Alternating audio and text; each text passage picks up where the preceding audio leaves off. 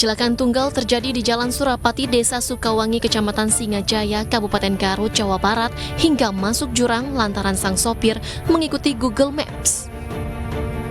Mobil tanpa membawa penumpang ini masuk jurang sedalam 15 meter. Diduga sopir mengantuk dan tidak menguasai medan jalan sehingga mobil hilang kendali. Insiden ini bermula saat pengemudi dari Tasikmalaya menuju kota Bekasi. Dalam perjalanan, ia menggunakan Google Maps sebagai petunjuk arah perjalanan agar terhindar dari kemacetan. Akibat ketidaktahuan medan jalan, akhirnya pengemudi mengalami kecelakaan tunggal. Kecelakaan malam jam 2:30 Januari. Kedalaman itu 15 meter. Tidak ada korban jiwa, Pak? Tidak ada, sopirnya alhamdulillah sehat. Wah, ini mungkin lokasinya, mungkin mobil di bawah itu mungkin ditarik ke derekan aja, nggak bisa ke takal, nggak bisa itu. Tidak ada korban jiwa dalam kecelakaan ini, sopir pun selamat dan telah dievakuasi. Namun untuk proses evakuasi kendaraan harus menggunakan alat berat. Dari Garut, Jawa Barat, Ii Solihin, iNews melaporkan.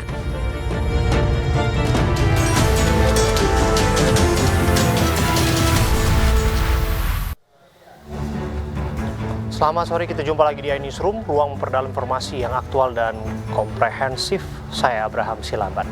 Pemirsa, ada saja ulah para pemudik motor agar tidak terjebak macet di ruas underpass Karangsawah Tonjong, Kabupaten Brebes, Jawa Tengah, Jumat siang. Para pemudik nekat mengangkat sepeda motor mereka melewati pembatas jalan.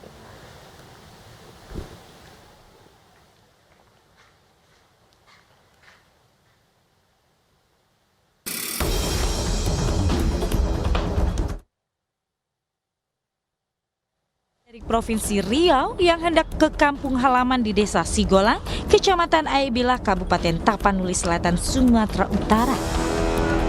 Dua rombongan pemudik yang berjumlah 14 orang mengendarai 2 unit minibus terseret arus sungai Sipange yang meluap.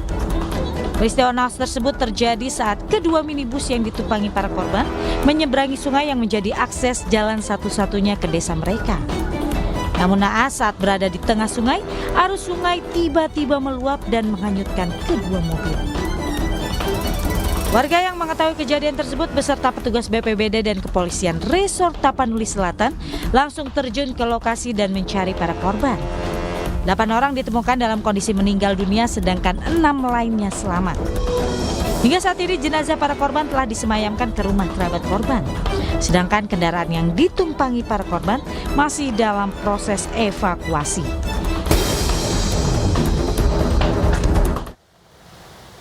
Mohon maaf pemirsa, informasi yang baru Anda saksikan adalah informasi mengenai kecelakaan pemudik yang terjadi di Tapanuli Selatan, Sumatera Utara. Kita ke informasi berikutnya. Ribuan warga Muhammadiyah di Yogyakarta menggelar sholat Idul Fitri 1444 Hijriah di alun-alun selatan Keraton Yogyakarta Jumat pagi. Meski berbeda dengan ketetapan pemerintah, namun pelaksanaan sholat Id secara umum berlangsung lancar dan hikmat.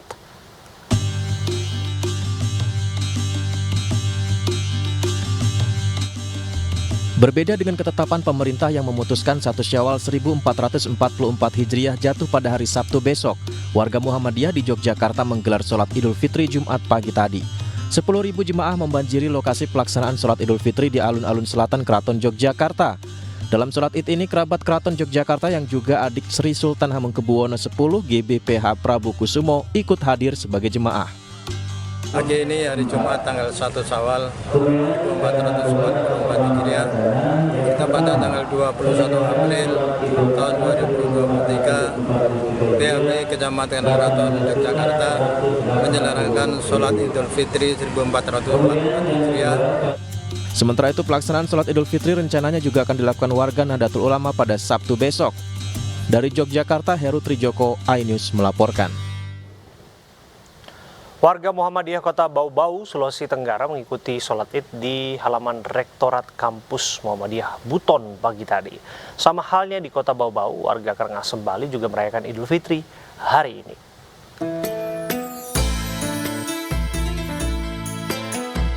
Pelaksanaan sholat Id untuk warga Muhammadiyah di Kota Bau-Bau, Sulawesi Tenggara berlangsung di halaman Rektorat Kampus Muhammadiyah Buton. Ribuan warga Bau-Bau sejak pagi tadi datang berduyun-duyun mendatangi lokasi pelaksanaan sholat. Pengamatan di lapangan tampak ratusan warga terus berdatangan dari pukul 6 pagi untuk mengikuti sholat Id 1 Syawal 1444 Hijriah. Sementara itu di lingkungan Dangin Sema, Karangasem, Bali, warga berdatangan ke Masjid Ibnu Sina untuk menggelar sholat Id. Rayakan Lebaran lebih awal, warga mengacu pada keputusan PP Muhammadiyah yang melihat pada metode hisab hakiki wujudul hilal yang menetapkan hari ini sebagai hari Idul Fitri. Sampaikan bahwasannya apa yang menjadi perbedaan di antara umat Islam pada saat ini jangan sampai menjadi satu hal yang memecah belah. Mari kita jadikan perbedaan ini salah satu nikmat yang begitu besar yang diberikan oleh Allah Subhanahu wa taala. Warga berharap perbedaan ini bisa menjadi persatuan dan tidak memecah belah. Dari Kota Bau-Bau, Sulawesi Tenggara dan Karangasem, Bali, Yunda Arista dan Andi Eba, iNews melaporkan. Ketua Umum PSSI Erick Thohir menyampaikan akan melakukan audit investigasi di tubuh PSSI dan PT Liga Indonesia Baru. Upaya ini dilakukan demi PSSI yang bersih dan transparan.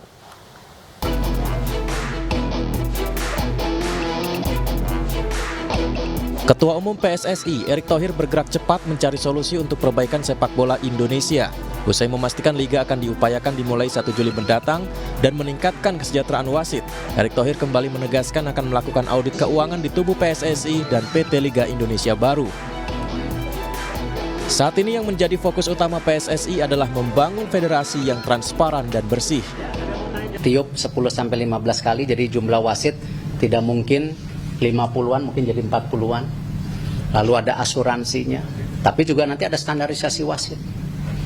Nah, lalu kita sekarang sudah persiapan liga dan timnas. Nah, tentu administrasi juga mesti tertib. Ya, nah karena itu saya tadi sudah sepakat dengan Wakil Ketua Umum dan para exco, kita mengambil EY Ernst & Young ya untuk mengaudit investigasi. Ya, kita buka-bukaan setransparan mungkin. Supaya apa? Kalau kita punya cita-cita liga kita pengen nomor 1 di Asia Tenggara, ya harus transparan. Kita ingin PSSI kita tim nasionalnya dan kita terus naik kelas, ya harus transparan. Apalagi kami di Esko ini satu. Ya, kita ingin menciptakan sepak bola kita yang bersih dan berprestasi. Agenda terdekat tim nasional Indonesia adalah berprestasi di SEA Games Kamboja.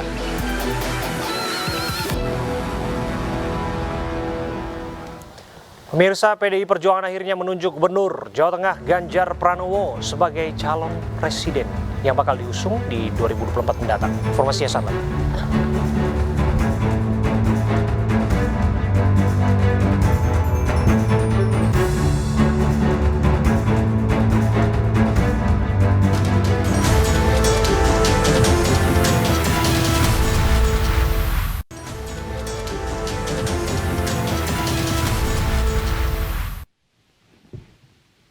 Anda kembali di iNewsroom bersama saya Abraham Silaban.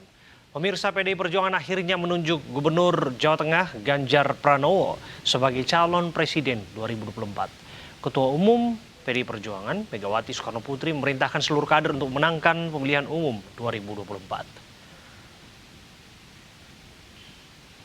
PDI Perjuangan akhirnya mengumumkan Ganjar Pranowo sebagai calon presiden atau capres yang telah mendapatkan restu dari Ketua Umum Megawati Soekarno Putri siang tadi di Istana Batu Tulis, Bogor.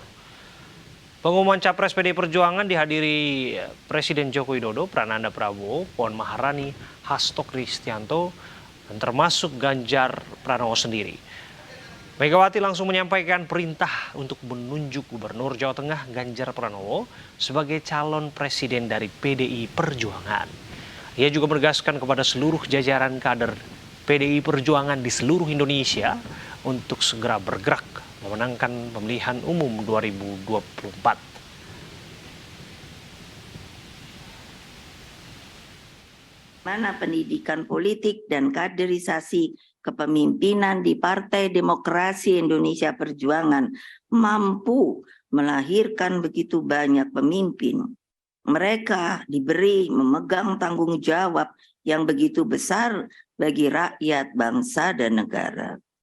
Dengan sebuah kontemplasi proses panjang tersebut, setelah selama ini memikirkan, melihat, dan mencermati apa yang telah menjadi harapan rakyat, serta memohon petunjuk kepada Allah Subhanahu wa Ta'ala, maka pada hari Kartini ini, tanggal 21 April 2023, dan sekaligus sebagai tonggak perjuangan kaum perempuan Indonesia yang non-diskriminatif, setara, dan dijamin oleh konstitusi negara, maka pada jam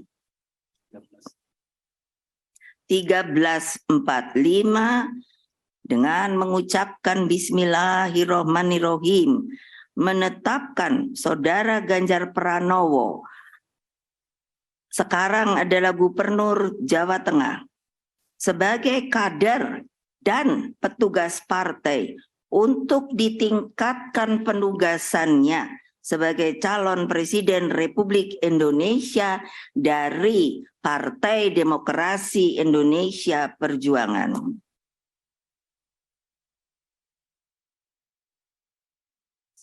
Tentu ini adalah sebuah keputusan yang diambil oleh Ketua Umum yang melalui proses yang sangat panjang. Sebuah kehormatan buat saya mendapatkan penugasan ini sebagai kader partai. Di samping tentu ini tugas yang tidak mudah, maka kiranya kawan-kawan yang hadir, semua baik secara luring maupun daring, ada kepala daerah, ketua DPD, PDI Perjuangan, DPC, PAC, ranting, anak ranting, Satgas, dan seluruh komponen partai yang lain, kami mohon dukungan, kami mohon kritikan, saran. Inilah momentum buat kita untuk mengkonsolidasikan kekuatan untuk bersatu. One for all for one. Ibu Ketua Umum, Bapak Jokowi, seluruh hadirin yang sangat saya hormati. Tentu ini bukan penugasan saya yang pertama dari partai ini. Awalnya, sebelum masuk dalam jabatan publik, kami pernah ditugaskan oleh partai untuk membentuk, membidani lahirnya Badiklat Pusat. Setelah itu, partai juga memberikan penugasan kepada saya untuk ikut serta dalam melahirkan Badan Penanggulangan Bencana dan Departemen Otonomi Daerah. Setelah itu, penugasan berikutnya diberikan kepada saya untuk menjadi anggota DPR RI sampai 2 periode. Dan sampai dengan hari ini masih dalam jabatan yang saya emban, Ibu Ketua Umum dan PDI Perjuangan memberikan penugasan kepada saya sebagai Gubernur Jawa Tengah 2 periode.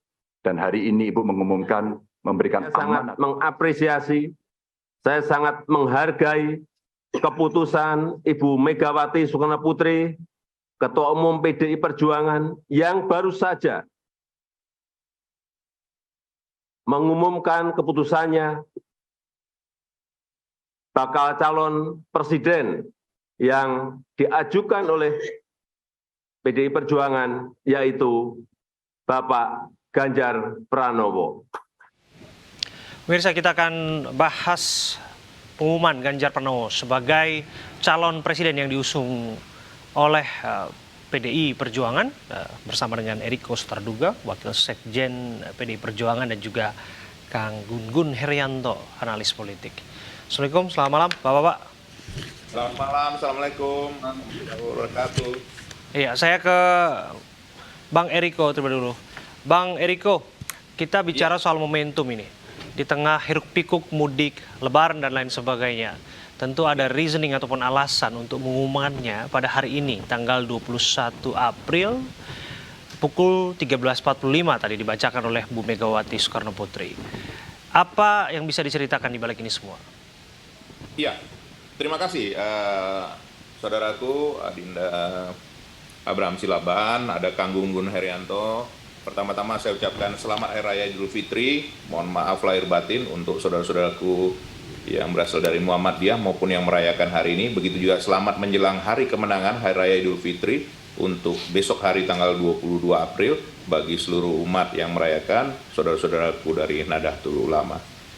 Bung Abraham Silaban, tentunya ini bukan sesuatu hal yang kebetulan dan ini memang sudah merupakan proses yang sedemikian panjang. Bahkan tadi malam saya masih dihubungi, tadi pagi juga oleh media-media termasuk oleh Bung Reinhard Sirait untuk menanyakan kepastian hari ini untuk mengumumkan siapa calon dari PDI Perjuangan. Memang tanggal 21 April ini kalau kita melihat ini kan Hari Raya Idul Fitri bagi saudara-saudaraku dari Muhammadiyah, begitu juga besok adalah hari kemenangan. Dan ini tentu bukan kebetulan beliau menyampaikannya di hari kemenangan ini.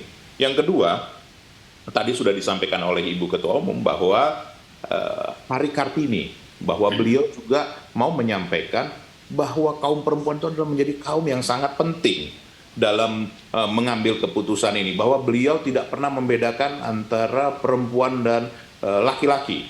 Ini jelas sekali bahwa beliau memberikan kesempatan yang sama kepada dan tidak pernah membedakan gender. Itu pesan yang kedua di dalam Hari Kartini itu. Kalau kita cermati juga, ini juga yang ketiga, itu tanggal 21. Kalau kita lihat jumlahnya 3. Kalau PDI Perjuangan kan memang angkanya angka 3. Jadi kalau kita melihat ini kan Kang Gun Gun langsung tersenyum. Tapi memang momentum-momentum itulah beliau sangat memahami dan sangat bijaksana. Tapi coba lihat, ada satu hal lagi kalau saya menyebutnya 3 in 1. Bahwa ini hari ini semua katakanlah saudara-saudara kita yang kembali ke daerah, termasuk Kang Gun Gun nih sekarang ada di Yogyakarta, itu sedang mudik, begitu juga menyambut hari kemenangan ini, menyambut Hari Raya Idul Fitri, menyambut hari bahagia ini. Coba bayangkan, apakah tidak semua menonton media? Kalau tadi coba, kalau kita lihat, tadi Bung Abraham juga saya yakin dari iNews juga diundang untuk hadir secara daring. Tidak ingin merepotkan banyak pihak untuk terjadi kemacetan dan lain-lain.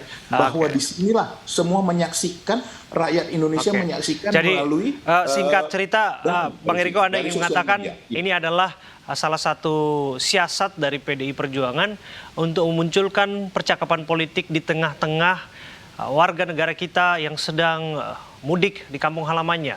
Begitu kalau cerita siasat ini menurut saya Bung Abraham kurang tepat menurut saya ya. Ini lebih tepat sebenarnya bahwa inilah kemenangan bagi semua. Inilah kita harapkan. Karena mencari seorang pemimpin yang akan melanjutkan dan meneruskan dari kepemimpinan Bapak Presiden Joko Widodo tentu tidak mudah, Bung Abraham. Dan ini kan menjadi nanti, ini akan menjadi pesta demokrasi, pesta rakyat Indonesia.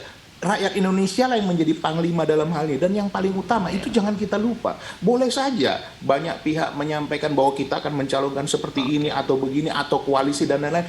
Tapi kita kadang mengabaikan bahwa rakyat Indonesia lah yang menentukan pilihan itu. Dan pada saat ini rakyat Indonesia lah yang paling utama. Dan menyaksikan sendiri dan bisa merayakannya dan bisa menyambutnya dan bisa juga menyampaikan kritik dan otokritik melalui media. Seperti itu, Bung Abraham. Oke, saya geser ke Kang Gun. Kang Gun Gun, kalau kita lihat jelas ya ada pendekatan popularitas yang berupaya untuk dimainkan PDI Perjuangan dalam hal ini. Tapi balik lagi Kang, saya mau tanya, apakah memang Anda bisa melihat strategi yang dimainkan oleh PDI Perjuangan saat ini dengan mengumumkannya di saat mudik Lebaran, kemudian satu lagi menjelang hari kemenangan tadi disebutkan oleh Bang Eriko, dan kita juga menghargai saudara-saudara kita yang juga merayakan Idul Fitri hari ini. Memang adalah tujuannya untuk memunculkan percakapan politik di tengah-tengah keluarga sehingga pada akhirnya berupaya untuk membumikan nama Ganjar Pranowo dan bisa mendapatkan insentif elektoral darinya. Oke, dari segi pilihan waktu dan momentum ini memang tepat ya. Kenapa saya bilang dari aspek political marketing ini menjadi momentum di mana orang banyak sekali berkumpul ya, bercerita dan bahkan menonton media. Dan pilihan momentum itu kemudian berkelindan dengan momentum historis ya, di mana secara ekspresi simbolik itu juga bisa dimaknai sebagai kekhasan dalam konteks pencapresan yang biasa dilakukan oleh Ibu Mega. Kalau kita lihat misalnya perjalanan pencapresan PDI Perjuangan, terutama di 2 pemilu terakhir itu kan juga selalu menempatkan momentum itu sebagai bagian penting. Contoh misalnya, 2019 itu kan 23 Februari, 2018 ya, itu di momentum internal partai yang namanya Rakernas ketiga. Pun demikian waktu 2014, Bung Abe mungkin juga masih ingat ya, 14 Maret itu pasca pertemuan internal juga di waktu itu di PD Perjuangan, dan kemudian Bu Mega mengambil putusan untuk memberi dukungan pada Pak Jokowi. Dan kalau kita lihat pola ya, makanya dari 3 bulan lalu saya sudah bilang ke teman-teman media, saya kok memprediksi PD Perjuangan tidak seperti kebanyakan teman-teman yang memprediksi injury time di Oktober-November. Saya katakan waktu itu kemungkinan di awal-awal tahun antara Februari-Maret, dan itu kemudian selisihnya sekarang di bulan April, ya artinya beda-beda tipis ya dari apa yang kemudian saya sampaikan di 3 bulan lalu. Kenapa saya argumentasinya demikian? Meskipun politik itu kerap kali acak, tapi sebenarnya berpola. Dan pola itulah yang kita bisa lihat dalam konteks misalnya standpoint yang selalu dikedepankan oleh Ibu Mega. Contoh misalnya representasi gender sekarang, ya emansipasi perempuan. Itu menjadi narasi yang menjadi semacam basis ya untuk kemudian ekspresi simbolik itu keluar.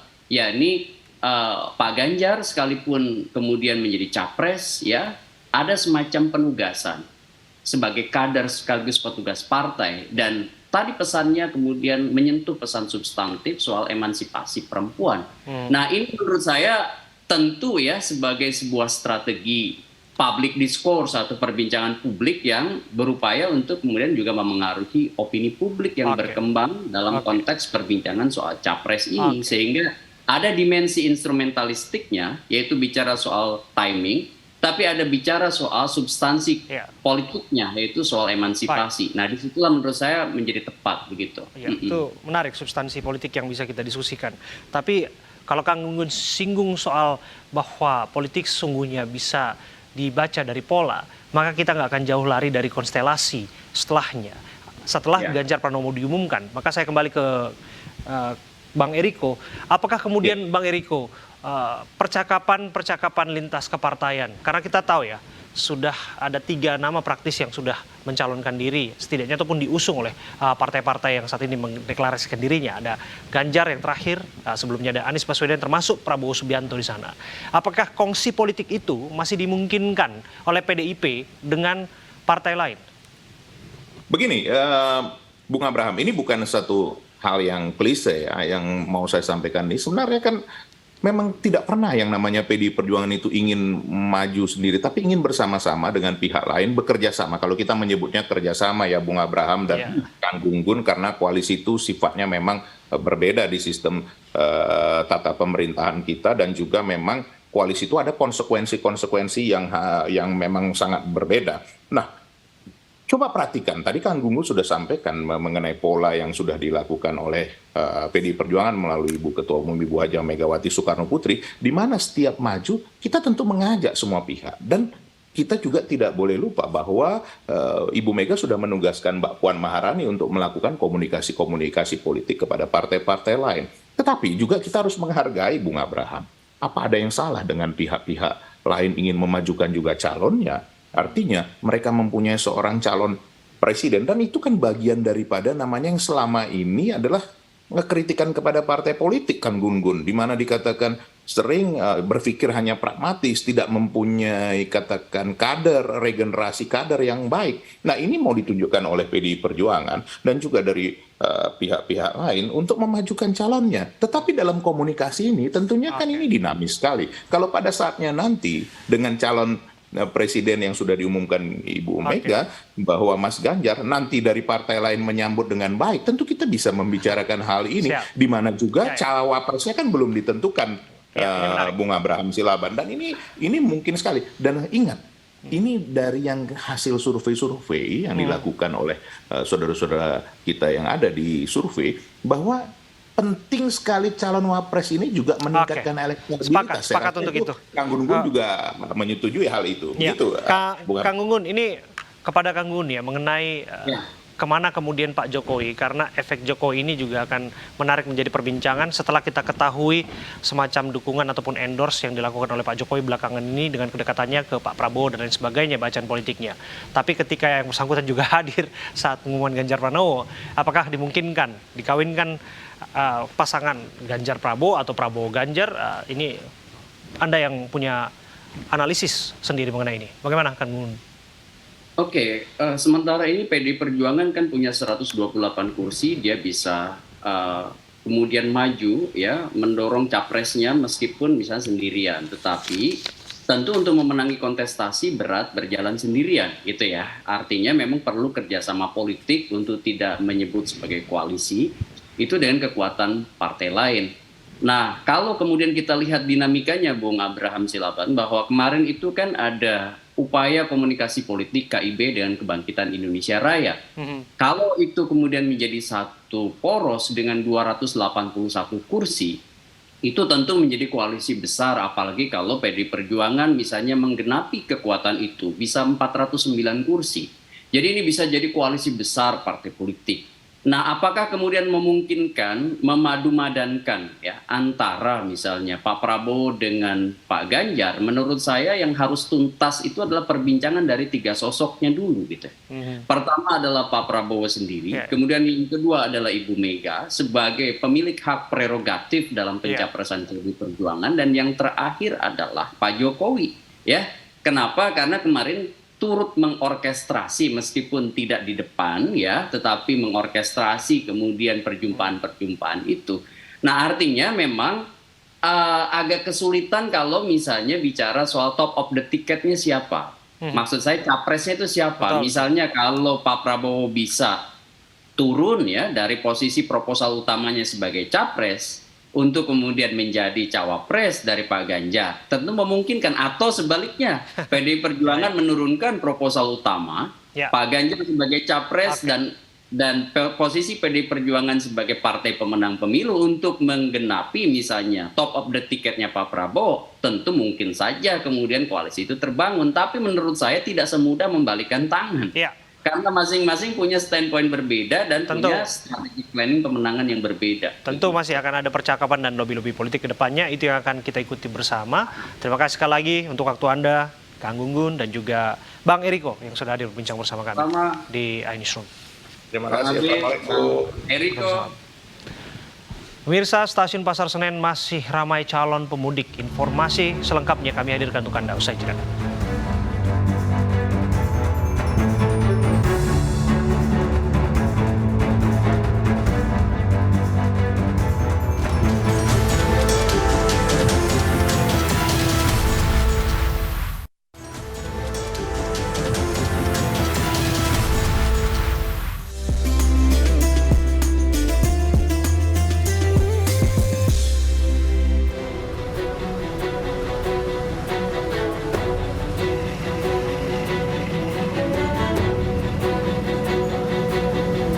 Puluhan pemudik motor ini nekat mengangkat sepeda motor satu persatu melewati beton pembatas jalan agar tidak terjebak kemacetan panjang. Antrian ribuan kendaraan pemudik ini terjadi di ruas Jalan Nasional Krupuk Bumi Ayu, Kabupaten Brebes, Jawa Tengah. Kemacetan panjang terjadi di Underpass Karangsawah, Kecamatan Tonjong hingga memasuki Tanjakan Siregol. Sejumlah pemudik mengaku kemacetan hari ini merupakan kemacetan terparah. Mereka sudah terjebak kemacetan selama 3 jam dari jalur Tengah Songgom hingga Underpass Karangsawah. Dari Jakarta mau ke Ajibarang. Ini lumayan macet ya Mas ya? Lumayan macet. Parah. Parahnya mulai dari mana? Dari Songgom. Dari Songgom. Ini sampai di hampir Bumi Ayu ya? Iya, bentar lagi. Selain disebabkan adanya pasar tumpah di Linggapura Tonjong, kemacetan ini akibat kendaraan pemudik lawan arah hingga mengakibatkan arus kendaraan terkunci. Dari Brebes, Jawa Tengah, Yunibar iNews melaporkan.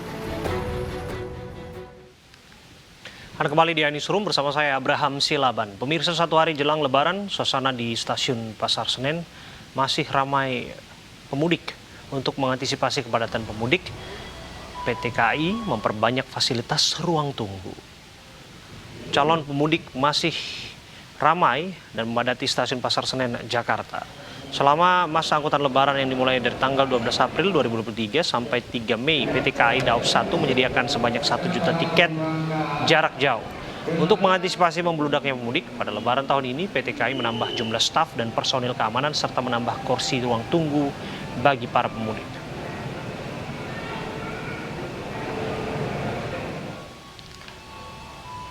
Pemirsa, untuk mengetahui situasi terkini pantauan penumpang yang akan mudik di stasiun Pasar Senen. Kami sudah terhubung dengan rekan kami Enggar Lisdiar.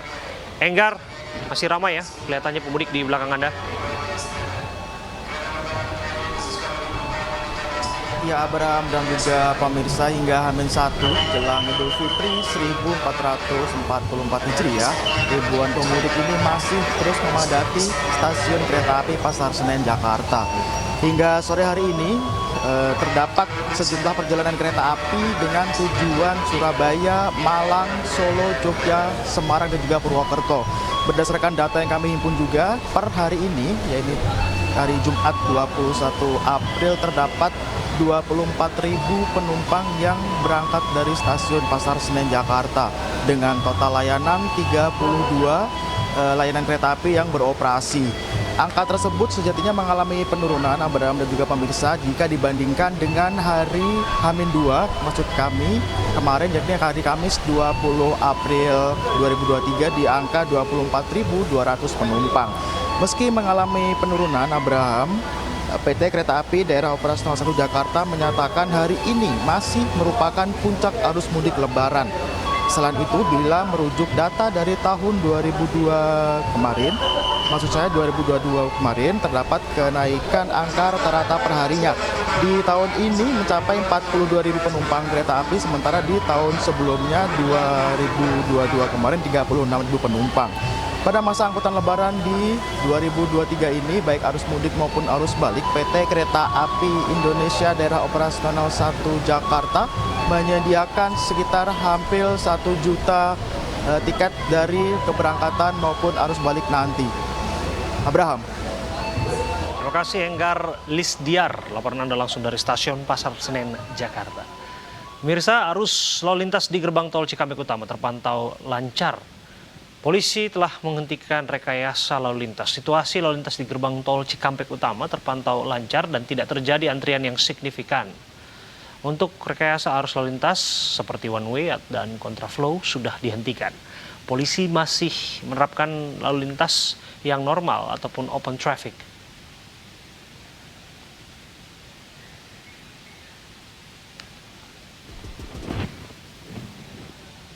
Untuk mengetahui pantauan arus mudik di gerbang tol Cikampek Utama dan kawasan Jalan Raya Gentong, kami sudah bergabung bersama dengan Ayu Pratiwi dan Salam Rahmat. Selamat sore rekan-rekan, terlebih dahulu kita akan menuju ke Ayu Pratiwi di gerbang tol Cikampek Utama. Ramai lancar terus ya di tempat Anda melaporkan, Ayu.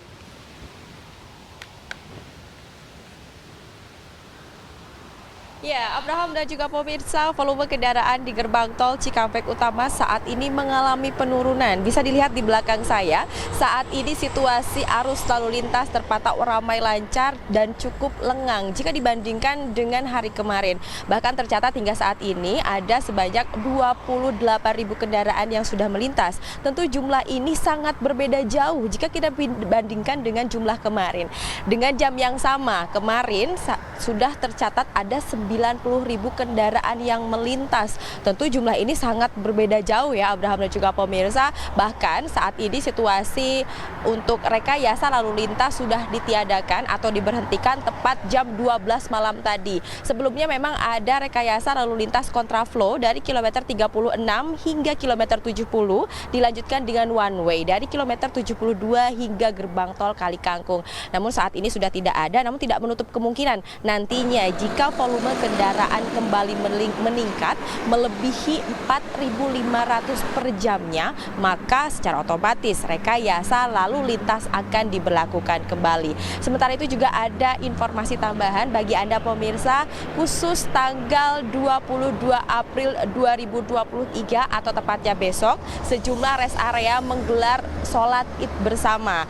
Nah, rest areanya itu ada dari kilometer 9, kemudian kilometer 19, dilanjutkan juga dengan kilometer 32, kilometer 42, kilometer 57, dan kilometer 62. Nantinya bagi para pemudik yang memang belum sempat untuk sholat Id di rumah, bisa masuk ke rest area untuk melakukan sholat bersama.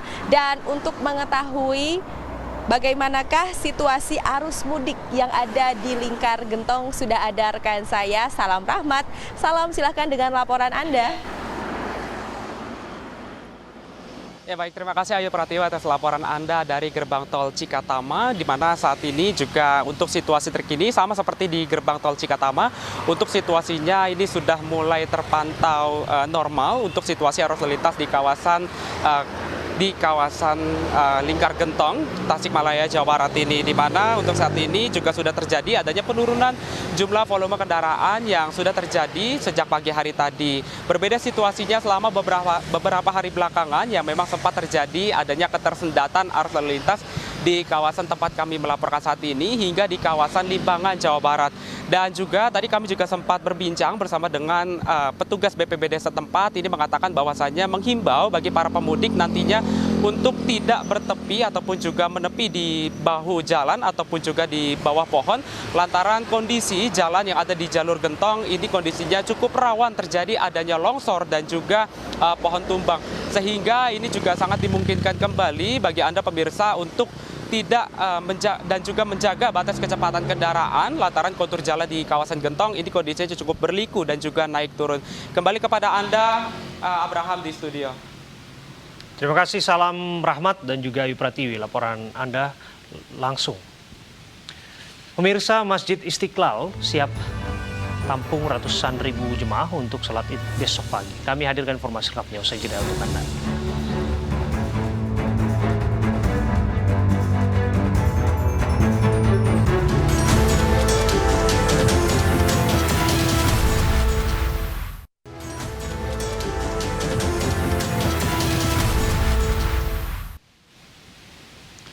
Anda kembali di iNewsroom bersama saya Abraham Silaban. Pemirsa, persiapan terus dilakukan di Masjid Istiqlal Jakarta jelang takbiran dan sholat Id di Hari Raya Idul Fitri 1444 Hijriah. Masjid Istiqlal Jakarta Pusat akan menampung ratusan ribu jemaah dalam gelaran sholat Id pada Sabtu 22 April 2023 besok. Daya tampung masjid bisa menerima jemaah hingga 200 ribu orang. Jadwal sholat akan digelar tepat pukul 7 waktu Indonesia Barat. Jemaah dihimbau untuk datang lebih pagi. Jemaah juga diharapkan untuk mempersiapkan perlengkapan sholat sendiri karena tidak semua jemaah akan memperoleh saf karpet yang disediakan oleh pihak masjid.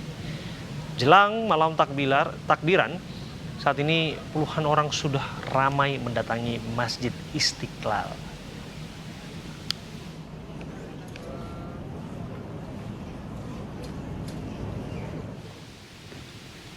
Arus mudik di Pelabuhan Jangkar mengalami peningkatan. Ratusan pemudik tujuan Kepulauan Madura memadati pelabuhan.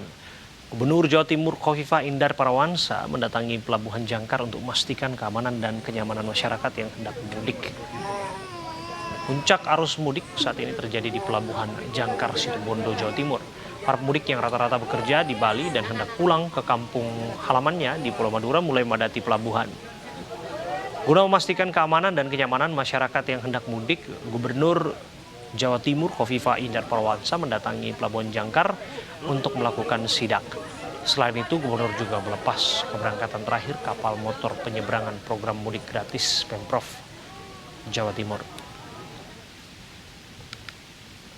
Pemirsa, informasi tadi sekaligus menutup jumpa kita di iNewsroom. Mewakili kerabat kerja yang bertugas, saya Abraham Silaban, pamit undur diri. Terima kasih atas kebersamaan Anda. Selamat merayakan Idul Fitri.